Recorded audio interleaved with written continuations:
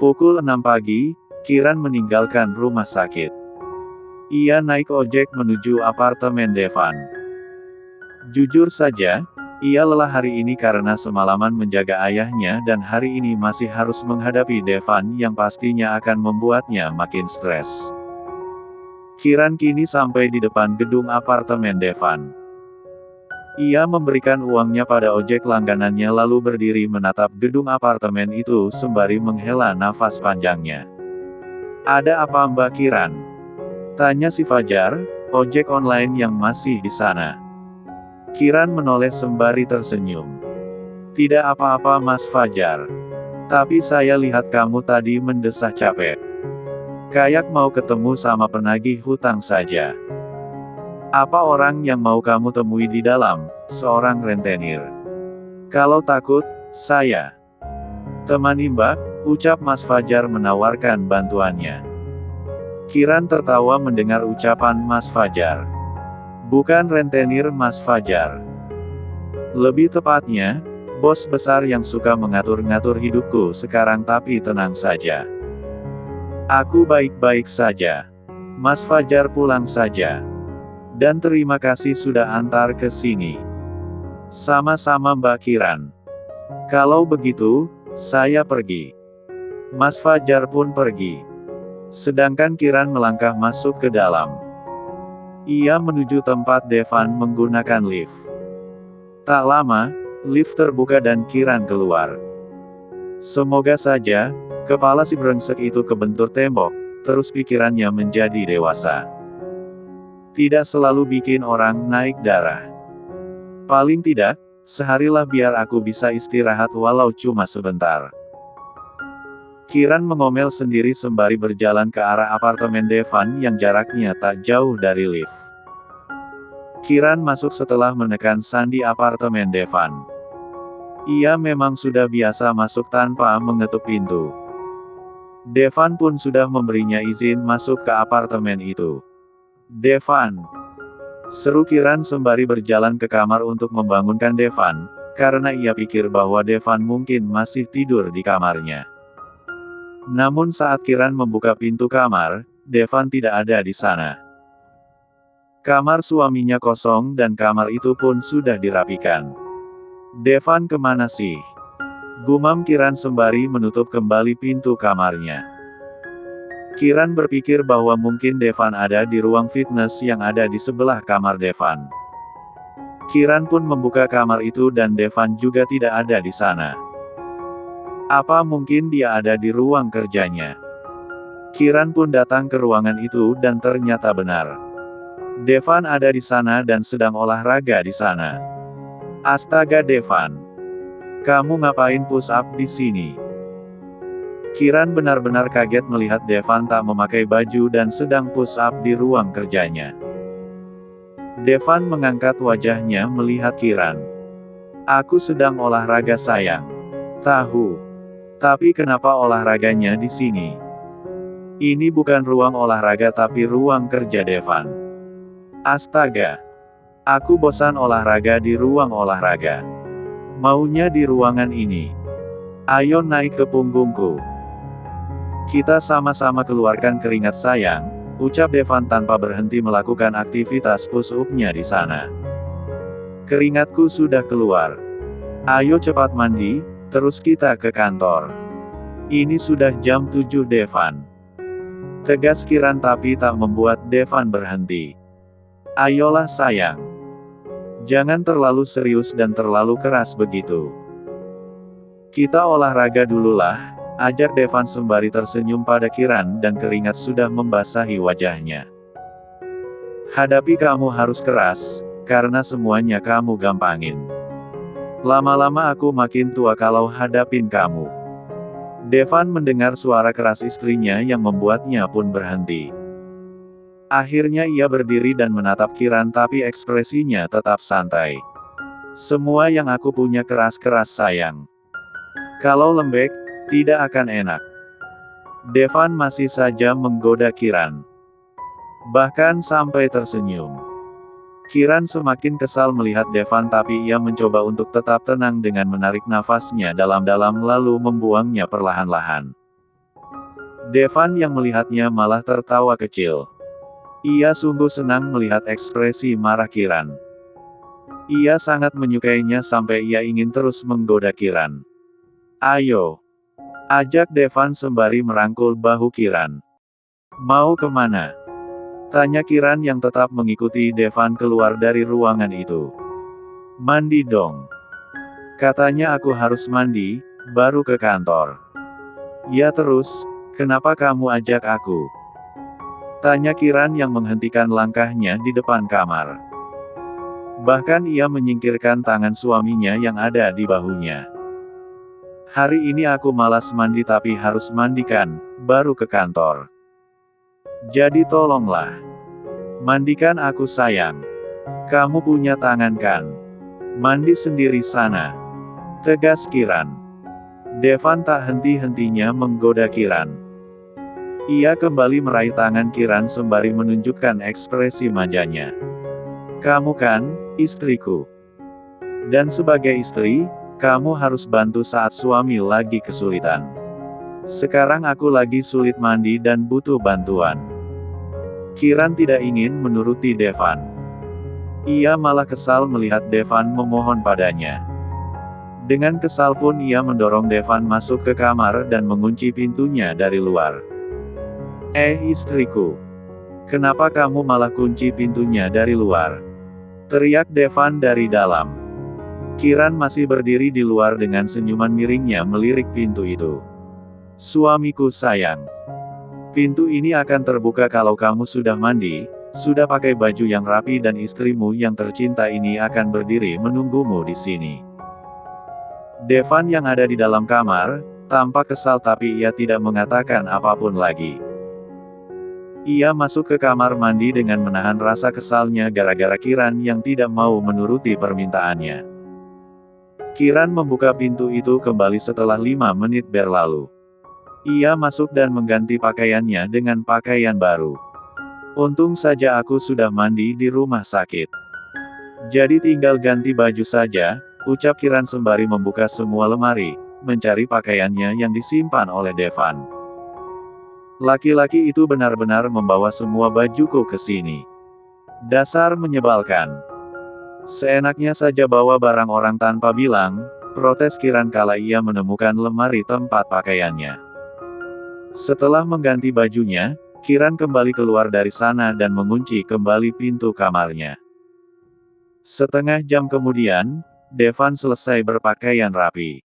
Ia mengetuk pintu kamarnya dan Kiran membukanya. Tampangnya terlihat dingin seperti orang yang sedang marah. Suamiku ngambek. Tanya Kiran sembari menatap Devan dengan santai. Seperti bocah yang ngambek, Devan memalingkan wajahnya lalu berjalan meninggalkan Kiran. Tentu saja ia kesal. Karena ia merasa bahwa Kiran sengaja menghindarinya. Kiran yang melihat tingkah Devan malah tersenyum sendiri. Ia merasa bahwa ekspresi Devan saat ini sangat lucu. Mereka meninggalkan apartemen itu menggunakan mobil. Devan tak memakai motor karena merasa bosan. Kiran hanya bisa menggeleng-geleng. Di rumah sakit, Indra baru saja menemani Istari pemeriksaan USG.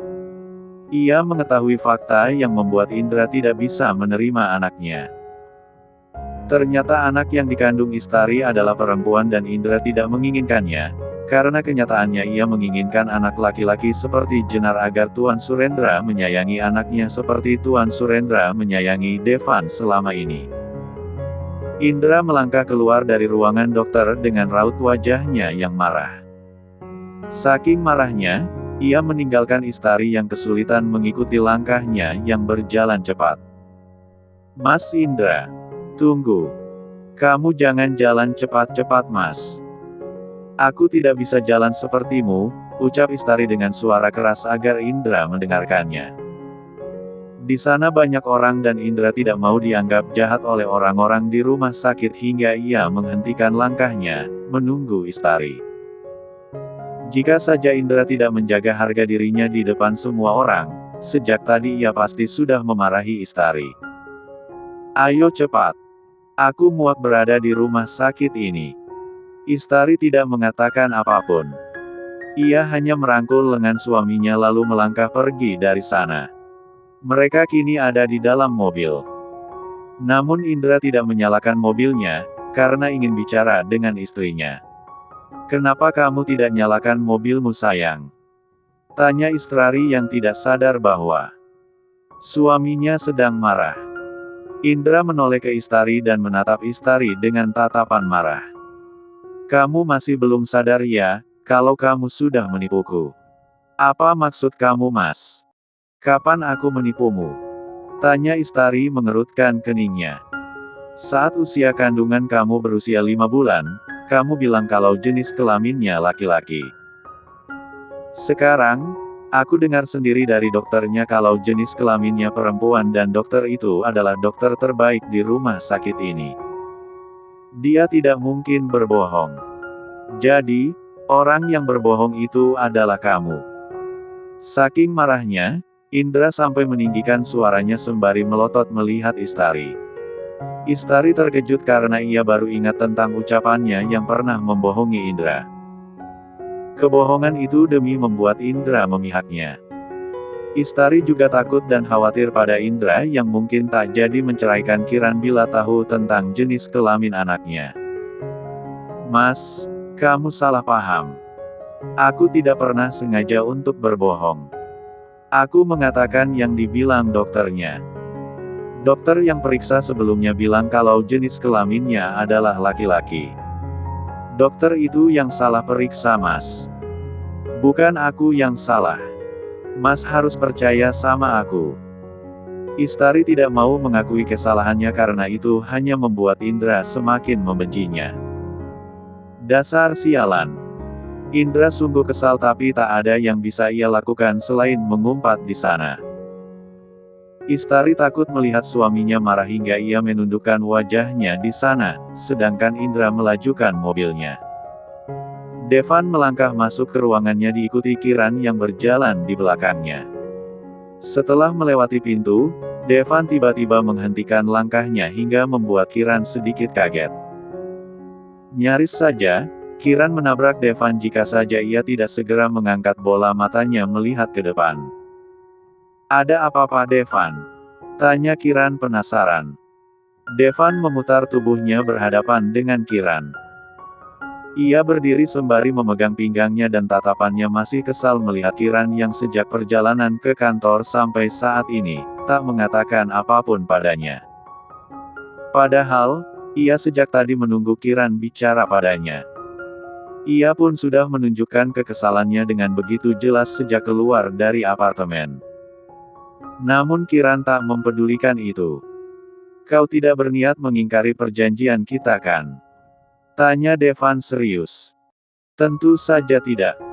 Tapi kenapa kamu tiba-tiba membahas tentang perjanjian kita?" tatap Kiran dengan kening mengerut. "Karena aku merasa kalau kamu akan mengingkari perjanjian kita," ucap Devan. "Tenang saja. Aku bukan orang yang suka ingkar janji. Apalagi, uang yang kamu berikan itu untuk pengobatan ayah." Devan sedikit lega mendengar ucapan Kiran.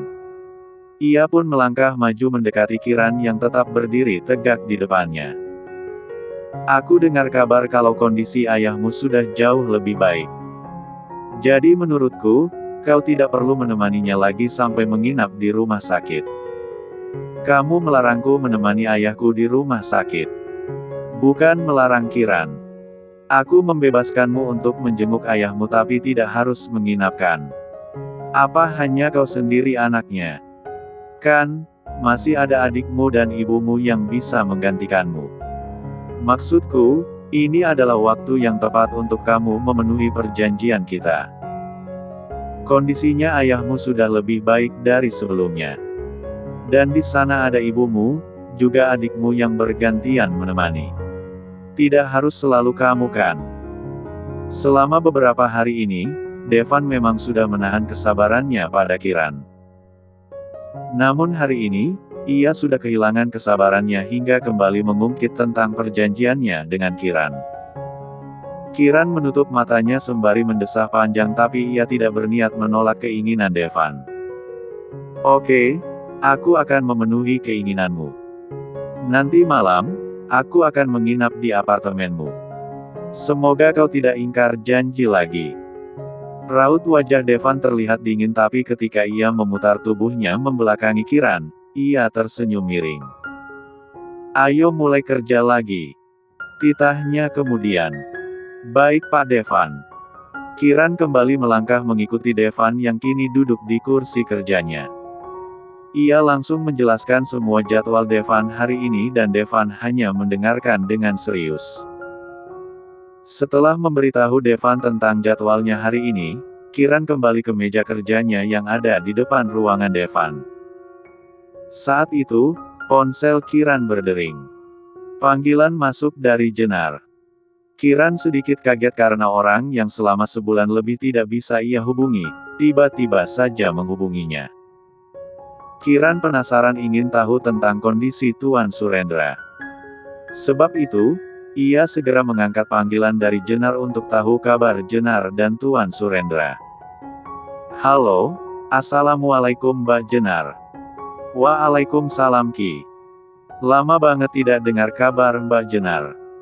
Gimana kabarnya Mbak? Sehat? Tanya Kiran. Alhamdulillah sehat Ki. Kamu bagaimana? Sehat. Alhamdulillah sehat Mbak. Terus ayah, bagaimana? Beliau sehat Mbak. Tanya Kiran. Ayah sudah operasi dan sudah lebih baik tapi masih harus dirawat di sini Ki. Doain ayah. Ya, semoga ayah cepat sembuh terus bisa pulang ke Indonesia. Amin Mbak Jenar. Oh ya Kiran. Sekarang kan, kamu sudah jadi sekretarisnya Devan. Pasti sering ketemu sama Devan. Tolong dong, kamu sekali-kali lihat dia di apartemennya. Dia itu suka melewatkan jam makannya dan harus selalu diingatkan. Kalau tidak, dia bisa sakit.